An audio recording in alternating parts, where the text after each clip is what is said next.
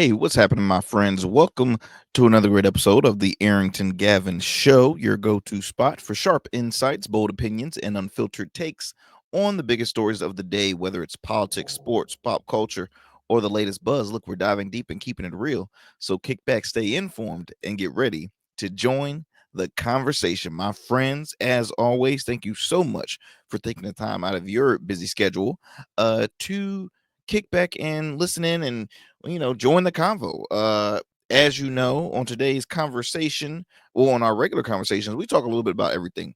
Stuff that's trending, stuff that's been pretty viral on social media, stuff that's that I would say that's important to know or to be aware of.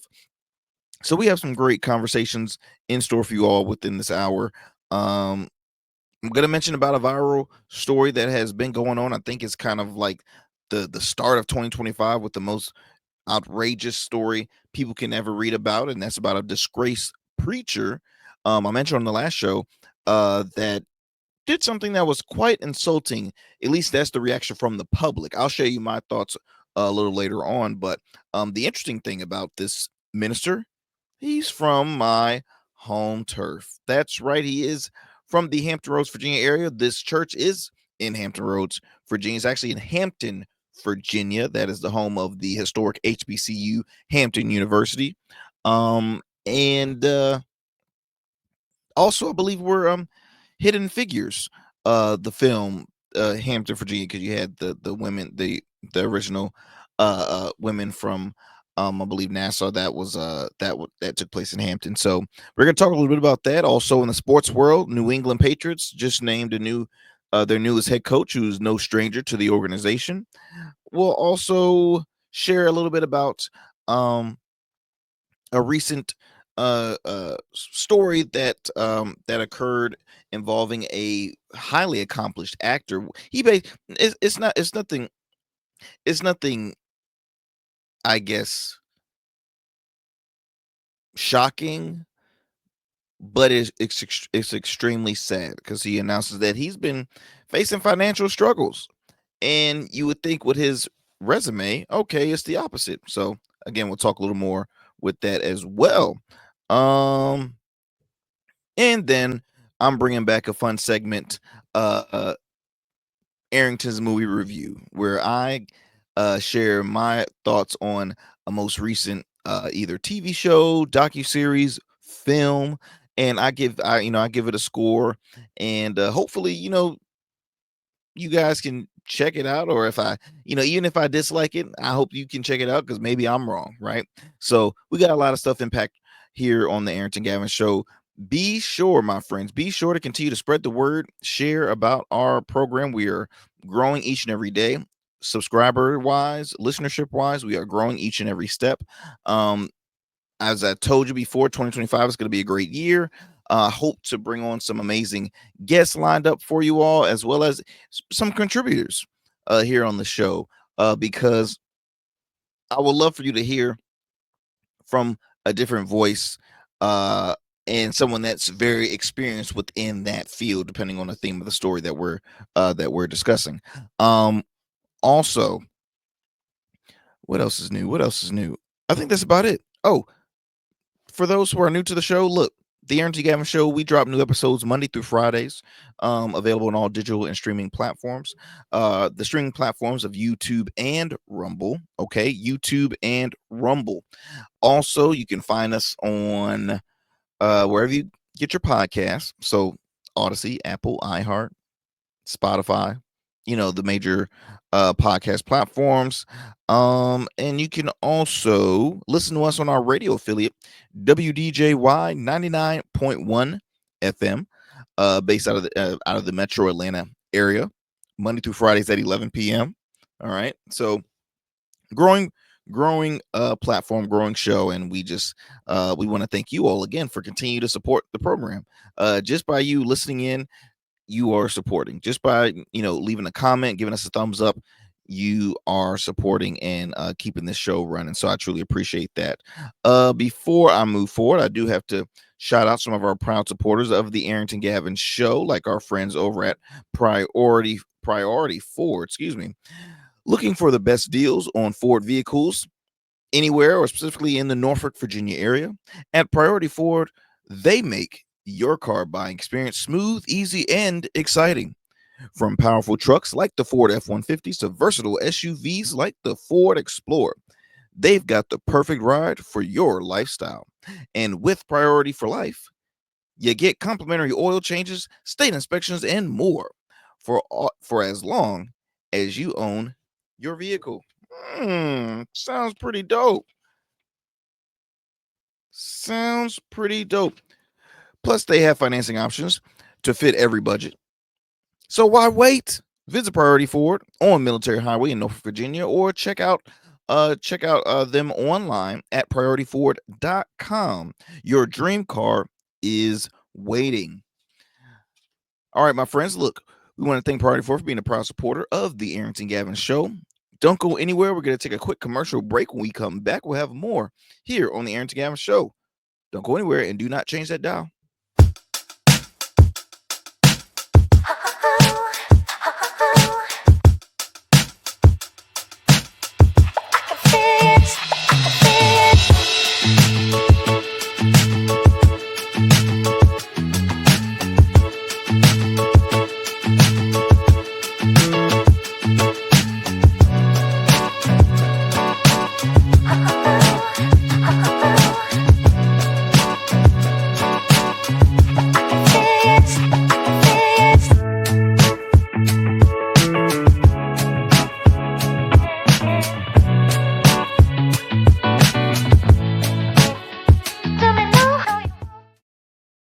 Become a man of distinction with Rugged Evolution Beard Care. Order our scented beard oils and beard balms to help you maintain and grow the perfect beard. Order today.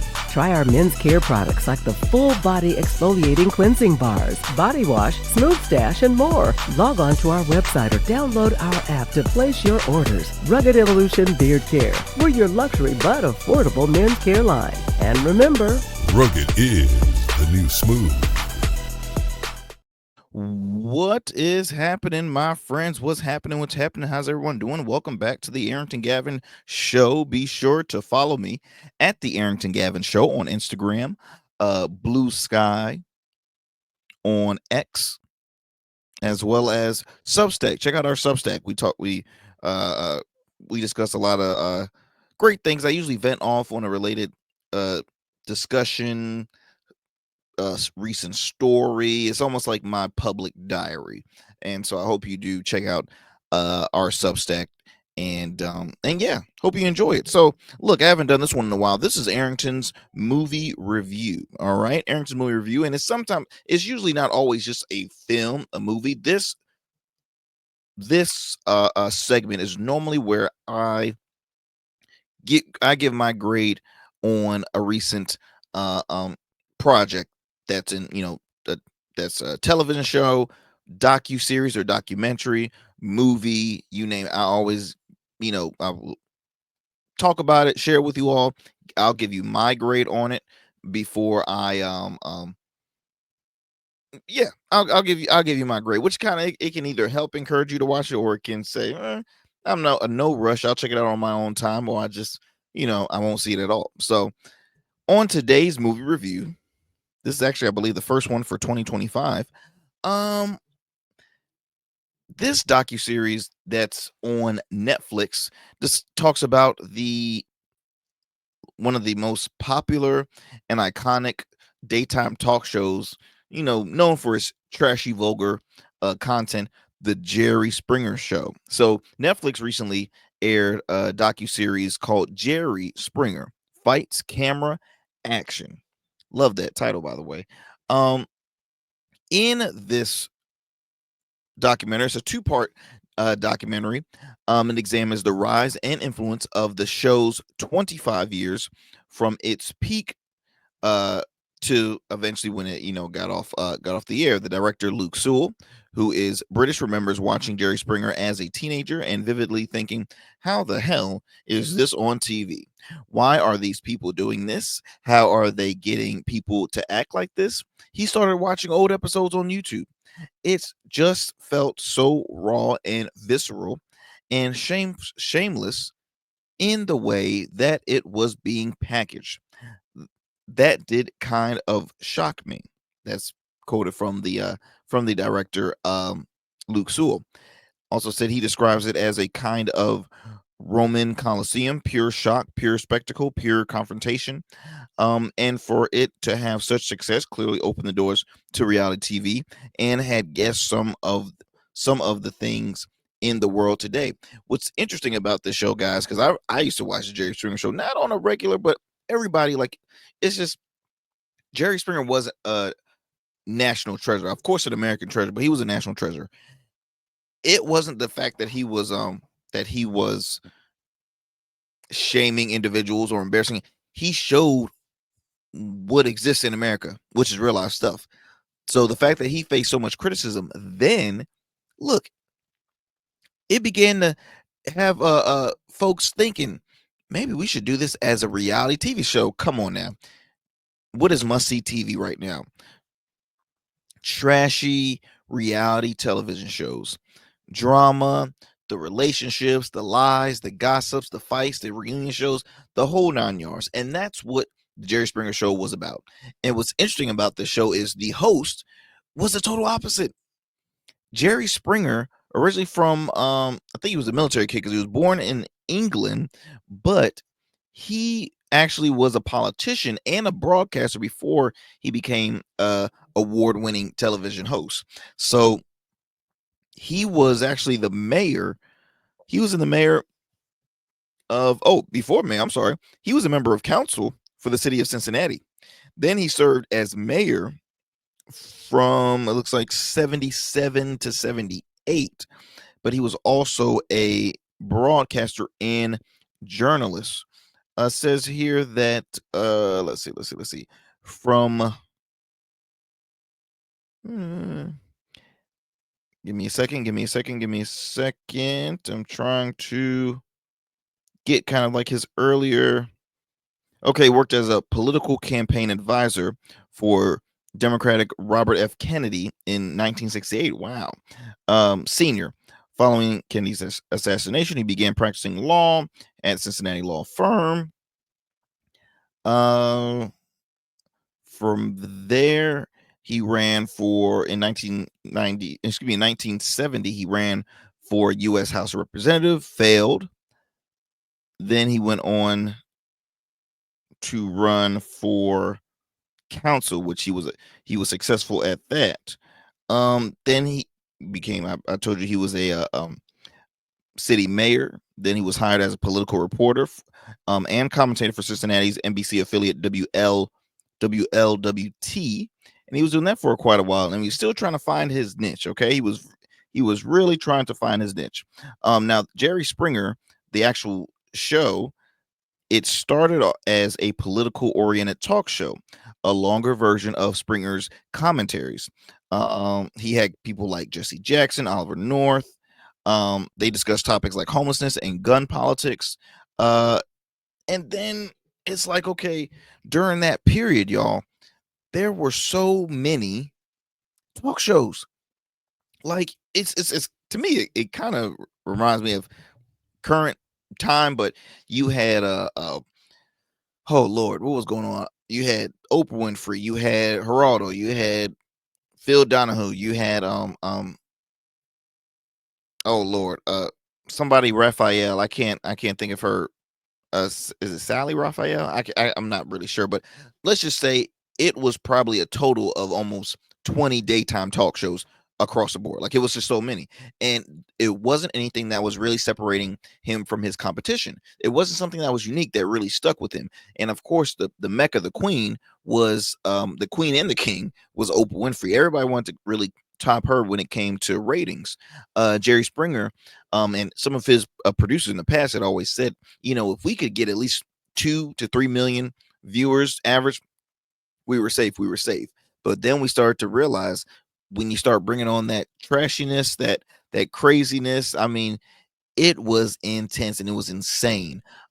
Just to give you a little bit of about the program, says here that Jerry Springer Show ran from 1991, before it actually got canceled in 2018.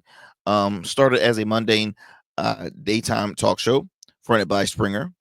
A mild-mannered news anchor and former mayor of Cincinnati, threatened with cancellation because of his terrible ratings, its new executive producer, Richard Dominic, took it in a sensationalist direction. Direction. It became a phenomenon, and its height in the late 90s. Its ratings were bigger than Oprah Winfrey's. Uh, morality campaigners held protests outside the studios. Many others claimed it had hard corrupt American society. Uh, take it further, and you could argue that it is partly responsible for everything from the worst of reality TV to the way people have on social media, and even the rise of Donald Trump. Um, I mean, I'll just say this: I would give it a 10 out of 10. There were moments there were moments, and I don't want to give too much, but there were moments where you witnessed um a man who left his family to marry not a person, but an animal. Yes, I said that. So you have that. And then you also had the KKK sharing the same stage with a a Jewish group that caused hell. Boom, boom, boom, boom, boom. We gonna beat fight. I mean, then it was off the rails from there. But I will tell you this: um, it was iconic. There will never be a show like it. I doubt it if someone tries to repeat a reality show. I mean, a reality show, a talk show like this, because you just can't, especially on cable television. You can't.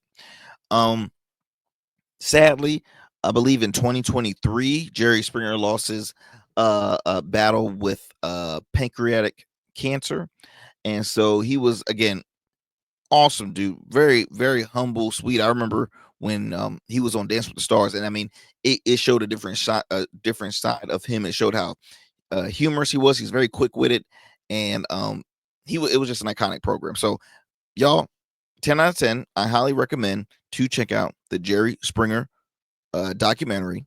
Fights, camera, action, not lights, but fights, camera, action. I like that title as well. All right, my friends, let's go ahead and move it on to another story. Let me digress from this. This story right here, man, really, really uh shook up the digital space, because I feel as though whenever you get viral moments that occur in a church, it always not just goes viral, but it brings conversation. And this one, let me see if I can pull it up for you guys. I'm actually gonna play a sound bite if I can get it. Here we go. There we go. Give me a second. Give me a second. All righty. So recently, a Virginia pastor made a woman in his church apologize to the congregation for being pregnant. Okay? For being pregnant. I quote, it says here, "We don't condone sin. There won't be any baby showers. If you have a baby out of wedlock, nobody in this church is going to attend one." Now, before I play this soundbite for you all, here's the one thing that irks me, I guess, when it comes to spiritual leaders, regardless of which religion you represent. I happen to be a Christian. I go to a non-denominational church. Very, it accepts all people, right? The doors is always open. Obviously, in scripture there is certain things that is considered a sin, but guess what? We're all not perfect individuals. We know, if for Christians out there, we know that we follow, we believe in, well, not just believe, but we pray to a very forgiving God, which is amazing because again, I know for myself, I make mistakes all the time, right? I do. And this person, again, for to be pointed out to be embarrassing for her congregation, and then on top of that, for her pastor to basically say, "Oh no, we don't condone sin." So when this baby is born, how are you going to accept this child? Is it with this? Because this video will go viral. This video will always stay in existence. All right, this clip that will always stay in existence. So now you have and this is another issue when it comes to mental health, not feeling accepted. Like rather than bashing someone, you need to love all people. See, that's where the pastor already got wrong. Now, I'm no minister, but I understand the word. I've read the word. Bible says love all people, and it speaks heavily on love. And so the fact of the matter is, you have a pastor right here that most likely is in it for the money, in it to look cute and love it for all the attention. It's disgusting. It's disgraceful. We have how many times we always hear about ministers um, getting in trouble with let's see out of outside relationships of their uh what's the word I'm looking for cheating on their spouses. Oh, somebody might secretly have a child, or fraudulent this fraud. Nobody's perfect. Let me go ahead and play you this soundbite, and then we'll talk a little more on the other side.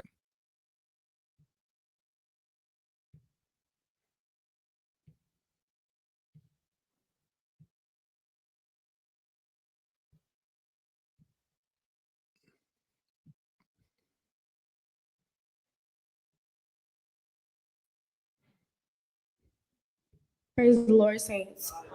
Stand right in front of the congregation. Yeah, right in front of you. Don't touch that table. I want to apologize to everybody in here because I am pregnant. I'm sorry, y'all.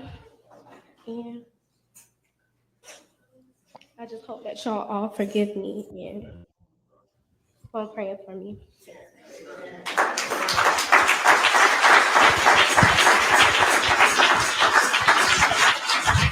You singing, you don't wait no 2, 3. You don't wait till the baby comes to repent. You repent now. You just don't do it again. But you got to repent. I don't care how you look at it. You already know it already. You already know what time it is. I told her. Praise the Lord, saints. It's not what you think it is. But the church praying for you. We ain't gonna condone your sin now.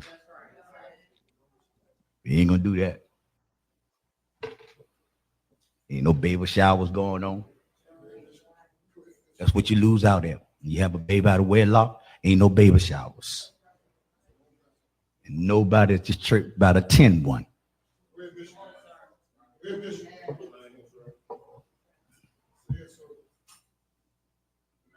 Mama shouldn't have one neither. You got to take care of your granddaughter. You can't condone sin. You don't have no private baby shower. You can't have no baby shower. You lose all the pride and glory. You lose all that. You just lose all that. Thank God that God didn't take you out of here. What an arrogant a-hole. Like, I mean, I'm sorry. This really hearing this again really frustrates me, because I don't know if y'all have noticed, but for those who are watching, and you can actually, I'll repost this on my social media, on my Instagram page, so be sure to look up the Arrington Gavin show. I'm not sure if this is a Kojic church, which stands for Church of God in Christ. There's certain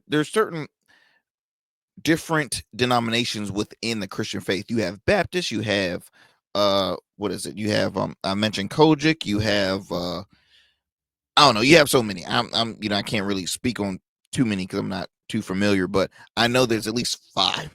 Like literally, there's a joke that I know comedian Ricky Smiley will always say, AMC, Mount Zion, MSNBC, CNN, all that. Like it's a funny joke. I don't want to ruin it too much, but one thing that I've noticed in this clip is men sitting on one side, all the men sitting on one side, all the women sitting on the other side. Also, you look at their attire, women wearing skirts all the way to their ankles. So it shows that whichever denomination this church is, it's a very strict policy. They're very strict, very strict. One thing that he said that really and let me kind of minimize this, and I'll go back to another clip for you all. But what irritates me with this is this man says,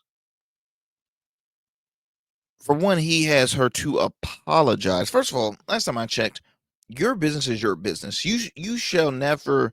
It's a judgment-free zone. Thou shalt not judge. Oh, I guess we forgot all about that, huh, Pastor? So for one, you're judging. You're letting this girl share about all her. She's emotional already because she's like, I'm sorry. I'm just having. He's like, you don't do it when the baby born. You do it now. We ain't gonna get no baby shower and all this. You gotta learn the hard way. Mama shouldn't support it either. You about to be a grandma. You know all the glory and all that stuff. You lucky you lucky you made it out. You lucky. I'm like, what is wrong? This is obviously, and I don't know how long this man's became a pastor, because not trying to judge, but hey, since you already started it, let me go ahead and judge myself. You got a small church, small congregation. I barely see maybe 25 people. Sir, you look like you're almost 70. Okay. So I don't know how long you've been a minister, because if you've been doing it for so many years, then you obviously would have had a larger congregation, a larger church, right? Now, if you happen to just join ministry, I don't know. Last year, 10 years ago, I know old pastors that become ministers that think they know everything, but they judge a lot. They judge heavy. I know a few of them. I'm a preacher's kid. I'm not saying, my parents were like that, but I've been around ministers that it's like, I gotta keep an eye on this one. I gotta keep an eye on this one. Let me go ahead and this is more verbiage too, if you want to read up on the story. This is by The Root. If you go to theroot.com, they have an article where it says Black America drags old-fashioned pastor who forced a woman to apologize to the church for being pregnant. Now I've shown the video. The pastor, actually his name is Pastor Terry W. Jackson of True Vine Apostolic Church. When they always got them long names, that's when you know some funny business going on. I'm sorry. When I see a church with a long name, I'm like, all right, be careful. Because you got common churches with just like one word and then church. Believe church. Like it's simple. But when they have that long stretch, I'm like, okay, they're being a little extra. Let me see what else are they. So that was the minister of the church. There's a video that actually showed there's another video I'll play for you guys, where a member of the BLM 757, I believe he is the I'm not a member of the organization, comes to the church and questions the pastor. I mean, he gets in his face and really interrogates him and questions him. And it's been protests at, it's a lot. I'll share a little more, but I wasn't quite finished just with my response and reaction on this video. Another thing, y'all, this pastor is a perfect example of why, say, young people either run away from the church, or people that are trying to pursue their faith or religion, like they don't go. Like there's folks that might have been raised in the church when they were young, when they were kids. Once you hit that, college stage and then you're on your own, you slack away. I mean, I'm a perfect example. When I was in college, I probably went to church physically twice. in the 4 years I was in church. Now, did I watch here and there on live? Yes, thank God for for the digital space we have where we can watch it virtual. But there was moments where it's like I didn't go from time to time, but I never it never left my heart. It never left my how my folks raised me. And I also had I had friends that were also very faith based, whether they were Catholic, that somebody believed in something. Um, but it can be difficult. And so when young people are on their own, it wrestle with it, especially when you enter into the workforce. You're like, oh, I don't have the time to go back to church. And then some folks will be like, oh my gosh, I was forced so many times when I was a kid. People might judge me. People might do this. People might do.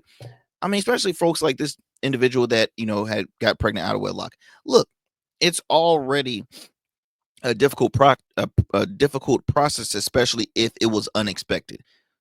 She already heard it from probably her family, her or some of her friends. She might be wrestling with trying to find who the or if she does, it's an adjustment.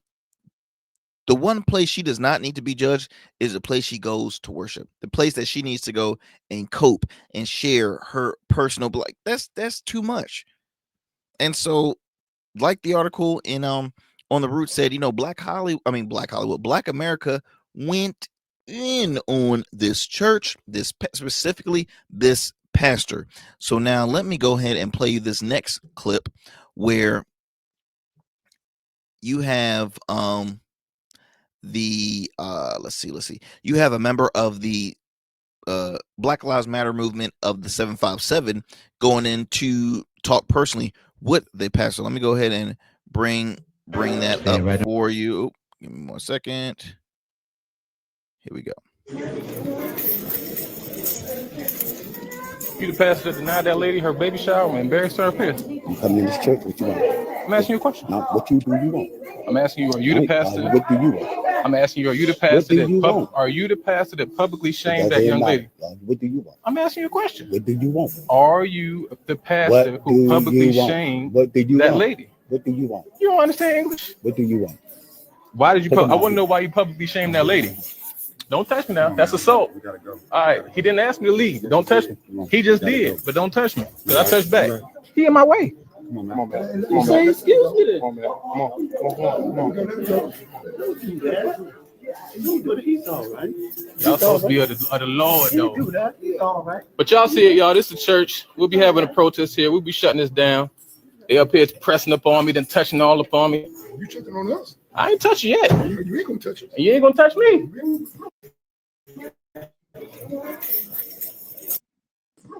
Oh, I know. Keep it that way. Y'all being shamed across the whole country, and y'all church gonna be shut down soon. Just know that. We'll be protesting y'all, boycotting y'all, getting that girl the help that y'all want to get, publicly shaming people. Now it's time for y'all to be publicly shamed. I grew up all my life in the church. It's a shame. This church used to be Calvary Community Church where they welcome people and they didn't publicly shame people and chastise them for sin. All y'all sinless. None of y'all sin in this whole church. When y'all sin, everybody had to go to the front like that. When you sin, you had to go to the front of the church like that. Oh, y'all goons for the Lord now. Goons for the Lord, huh? Okay. Y'all worse than the police now. Y'all getting oh, I know. Y'all getting So I'll be honest. I do think that individual was being a little bit extra, just a little bit. I might know who that individual is, but I one thing is for sure that they've already received the public scrutiny. This person could have just left it at bashing the minister. I feel as though that him bashing members of the congregation is a bit much. I understand where you might say, well, Arrington, why did anybody stand up for her during that time? Look, when stuff happened in the heat of the moment, you just don't know how to respond. And you don't know if folks had said something after the church that we don't know. But I will say that for this individual to say, "Oh, y'all goons for the Lord," and this and that, he was being a bit much. But I understand his passion. I understand that, hey, his position, his job is to end any form of negativity, hate, especially within the Black community. And he looked as this church as being a crutch in the Black community, because folks are coming here to follow Christ and they're getting criticized. So I understand the passion. I truly do. I truly understand the passion. Like I said, I probably would have did it a different way, but I understand where he was coming from. Now, for those, I put up a statement. The girl, the mother of the young girl who was made to stand before her congregation and apologize for getting pregnant, speaks out. The mother says, "I stand with my pastor." Now, I think that's unfortunate, because that was your child, ma'am. Your child got embarrassed. Now, I'm not a parent. I I don't know what the future holds, but I do think that the parent specifically should have said something. But hey, you never know. Somebody can be under a almost brainwashed by her pastor. And this is a perfect example.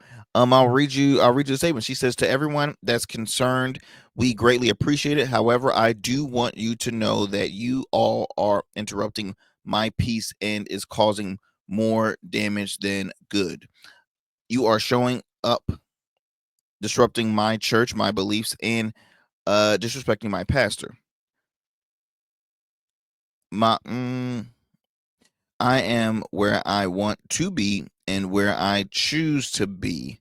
We were not forced and or manipulated to stand before the congregation. My daughter willingly approached the congregation and was welcomed and embraced with open arms.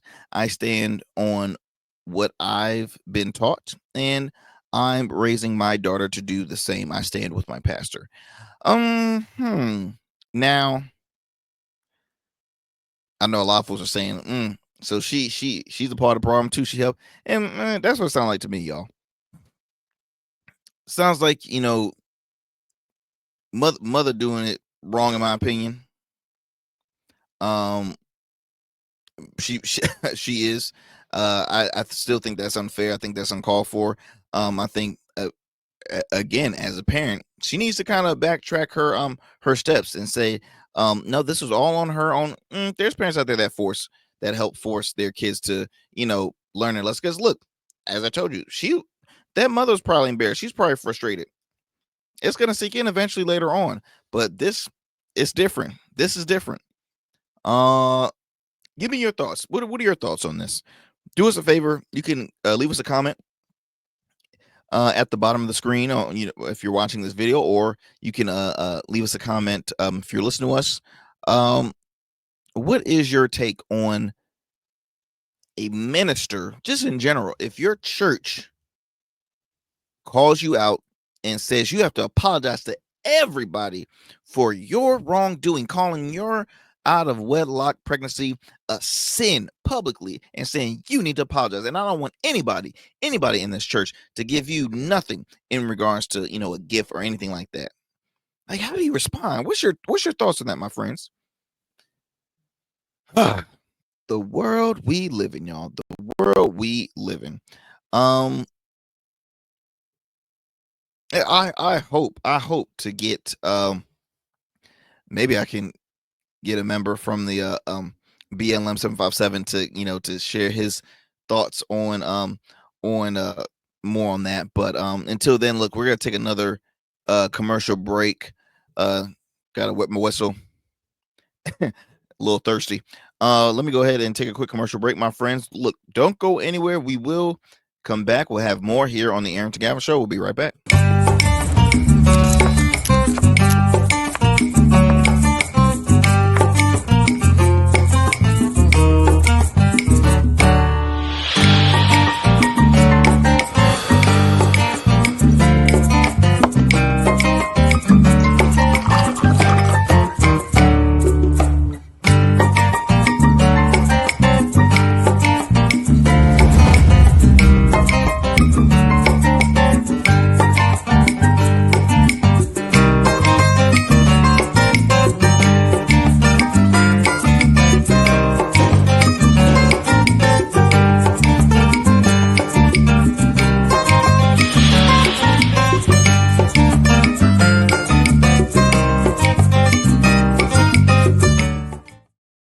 All right, my friends, welcome back to the Arrington Gavin Show. As I mentioned before, be sure to follow me on Instagram at the Arrington Gavin Show, on Blue Sky, Substack, as well as X. I truly appreciate that, my friends. Look, on our next story, I just wanted to mention this. I'm not going to spend too much time on this, but calling out right now a certain politician that is what I consider a political gaslighter. Man by the name of Wesley Hunt. He's a congressman out of Texas. He is one of the very few black conservatives, MAGA individuals as well. He recently reposted a clip of Notre Dame's football coach who recently won their championship game. He made history because I believe he is African American, Asian. Now, I'm don't quote me. Let me play you the soundbite, and then I will share my frustration with this politician, this loyalist, this grifter, this well, I won't say grifter, but this person that is continuing to divide the world. Let me go ahead and play you this clip, and then we'll talk a little bit more on the other side about this.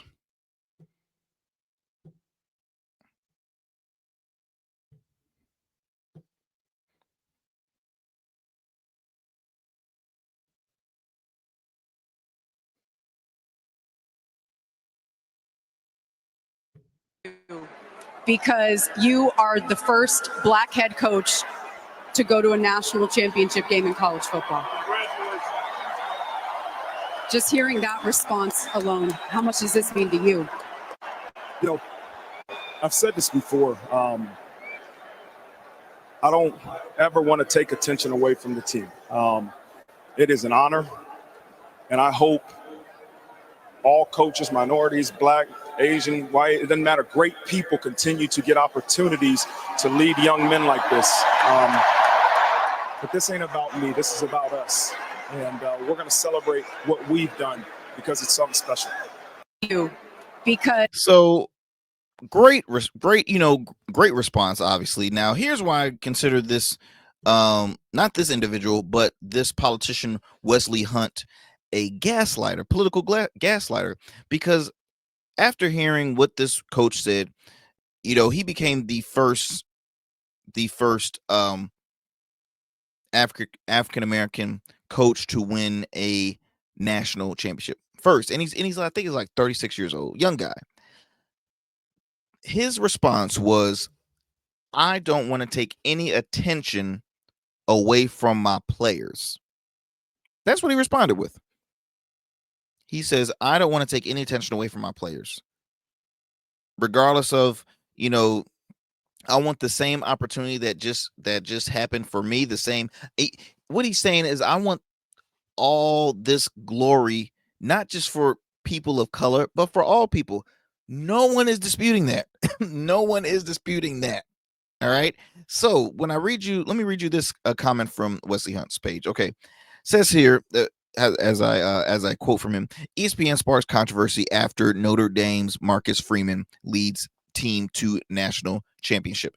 ESPN just couldn't resist making it about race after Notre Dame head coach Marcus Freeman led the Fighting Illini to their national championship game with last night's thrilling win. Okay, so they didn't win a national title, but they're heading to the national title, it looks like. But Freeman didn't take the bait. His response was absolutely perfect. All right. Well, you heard the response. My thing is, and he even has the little subtitles, ESPN tries to play the race card, Notre Dame coach not having it. Bro, you trying to keep on gaslighting. It's just like, and not just you, but the whole, folks that's against anything when you bring race into it. With anything, all the MAGA conservatives like yourself, the ones that love to kiss the ring and will do anything to just stay in your position, is, like I said, it's gaslighting, my friend. There is no, they tried to play the race card. No, they didn't. They were sharing facts. It was a fact that he was the first. It's nothing wrong with that. That's actually a good thing. And the reason why it's a good thing, Wesley, who's actually a black man, Odd, right? No, it's not odd.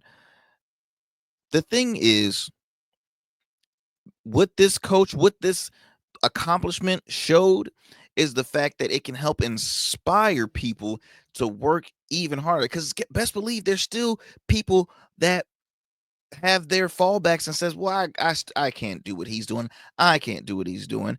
It makes it more comfortable from a person to see somebody very relatable, whether if it's the age, the race, the whichever school they might have went to. All that stuff plays a part. If I witness somebody, say for example, like I love talk radio, I love podcasting, I love talk radio. So imagine if let me see. Okay, there's a gentleman by the name of Dr. Rashard Ritchie, extremely educated, accomplished man. He's a host of Indisputable on TYT. I think he's a radio host as well. He president of Rolling Loud. Excuse me, yeah, Rolling Loud. If I would have found out that he was a graduate from my high school or from my hometown, or he has the same birthday as me, like little things like that, really it boosts up your confidence. So again, to see someone of color accomplish something, yes, they need to recognize this, and they need to continue to recognize this. This is no, oh, there they go again, bringing race into this. If we want to bring in race to it, now look, I say love who you want to love, right? But it's a bit funny how when you look at guys like yourself, Wesley Hunt, and what's the gentleman out of Florida? Oh man, what's his name? Byron Donalds. Let's just say, and Tim Scott. What do all of them have in common? Yes, they're very conservative. Yes, they are MAGA supporters. Yes, they do have a fond attraction to women from another race, another culture. I'm not going to go further, but I'll just leave it at that. But the reason why I wanted to share with this, y'all, because again, we have politicians out there that continue to spread this kind of narrative that continues to divide, continues to keep people away from each other. And the thing about it is, he could care less. He's all about himself in this point, because again, you, sir, being a black man, why could you just be happy? You act like you were trying to take a shot at ESPN. That wasn't a shot at all. So how embarrassing it is, my friend, to think you're trying to, ooh, I told them. No, you really didn't. He literally said, look, I don't want to take any attention away from my team. That's literally all he said. And then he happened to say that I want all people, regardless of, of all races, to share the same moment. That's all. He never said bump all this black this and black that. No, ma'am, I'm an American first. He didn't say. Now, if he would have said I'm American first and corrected her, then I can see you saying, oh, see, boom, you told her, but he didn't. So again, I I tell you, my friend, you sure showed your true colors, and yeah, just you do you. You do you. You do you. Do I even have like a? Let me see.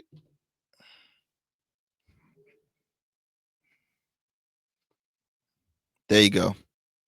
That was a crowd reaction to your post. So let me move it on. Let me see how much time I have left. All right, boom. Let me go ahead and move it on to sports. So I mentioned earlier that the New England Patriots just announced and they added a new head coach to their lineup. A man by the name of Mike Vrabel. That's right. Mike Vrabel is a former NFL player, 3-time Super Bowl champ. He is a former head coach. He coached the Tennessee Titans, I want to say, for about 6 years, maybe. Let me see. Let me look at the stats. He was the I'm sorry. No, he was the defensive coordinator for the Tennessee Titans from 2018 to 2023, but he was the I was right. He was the Tennessee Titans coach head coach from 2018 to 2023. Then he went on to he was parted ways with them. He was the coaching and personnel consultant in 2024 with the Cleveland Browns, which is an awkward position, by the way, coming from a head coach. But he had a long, successful playing career. He played about, was it close to like 15? Maybe his career spanned from 1997 to 2010. As I mentioned, 3-time Super Bowl champ, 1-time Pro Bowl. He's in so many. He's in the New England Patriots Hall of Fame. He was the NFL Coach of the Year in 2021. So a man with experience. My only frustration is, like I mentioned before on the show, you gave a rookie coach 1 year to turn around a program. 1 year. And you fire him. A man who played 7 years for you guys, who I believe he had has 1 ring with you all. And that's Gerard Mayo. To me, it was insulting. I hope to look. I like Mike Vrabel. I don't think there's nothing wrong with him, but if he has 5 wins, so Gerard Mayo had 4 wins this past season, 4 wins, and was fired after 1 season. If Mike Vrabel has 5 wins and keeps his position and moves on to season number 2, I will have an issue.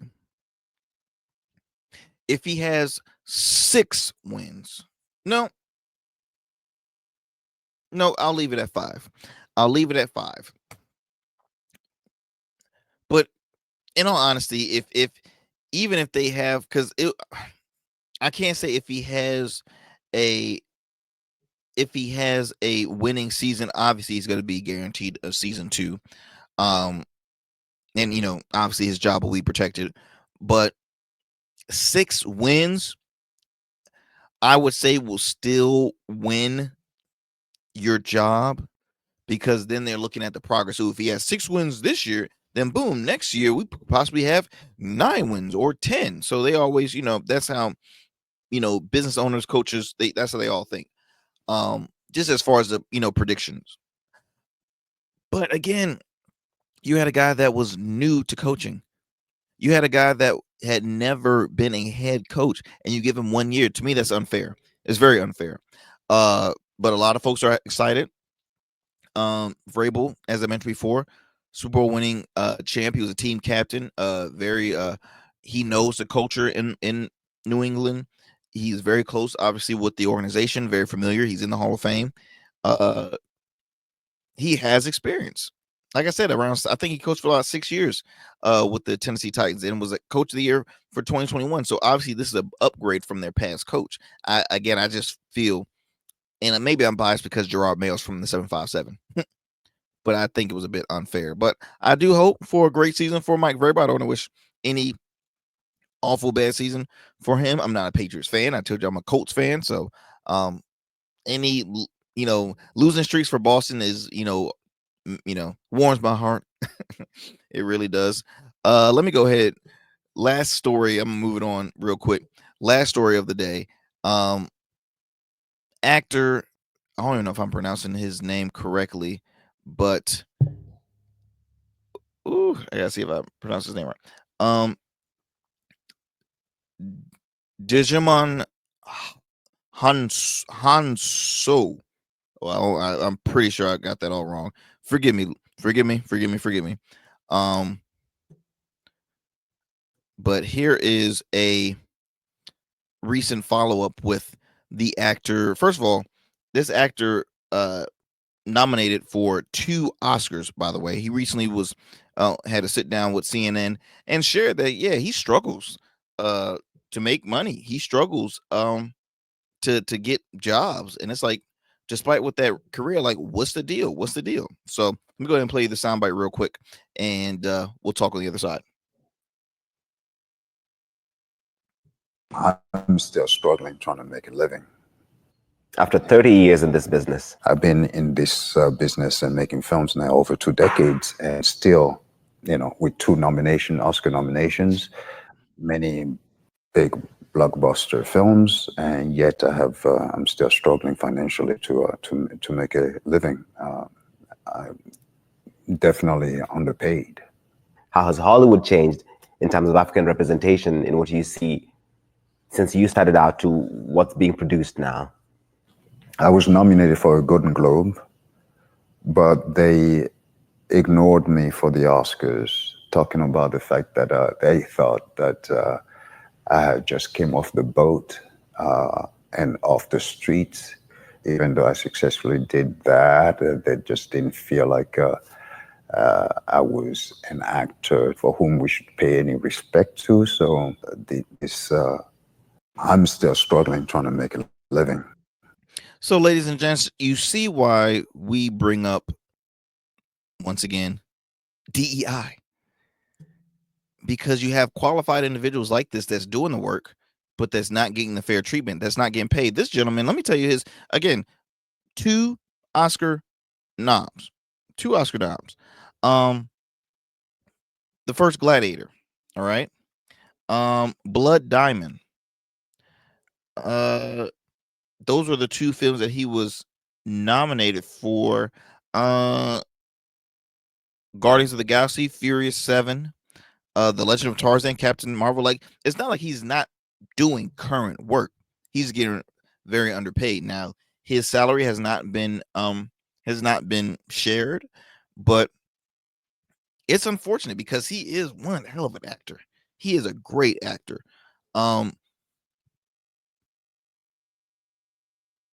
So many actors like him have shared their frustration. I don't know if you recall, maybe like a year or 2 ago, Taraji P. Henson, like, literally broke down crying, just said, look, it's unfortunate that we work so hard,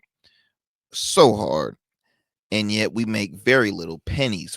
She's like, the math is not mathing. The math is not mathing.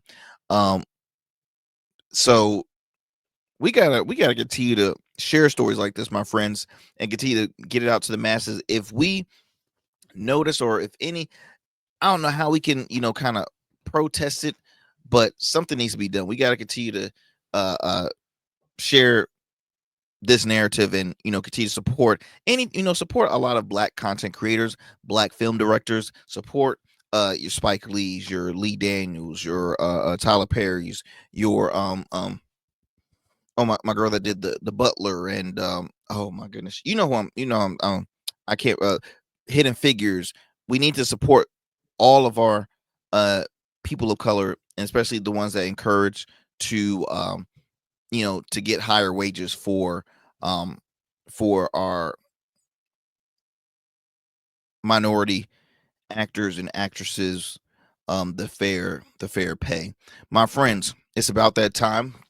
I hope you enjoyed yet another great conversation here on the Arrington Gavin Show. Be sure to tune in Monday through Fridays, available on all digital and streaming platforms. As I mentioned too, you can also listen in on our radio affiliate, WDJY 99.1 FM Straight Talk, at Monday through Fridays at 11 p.m. All right.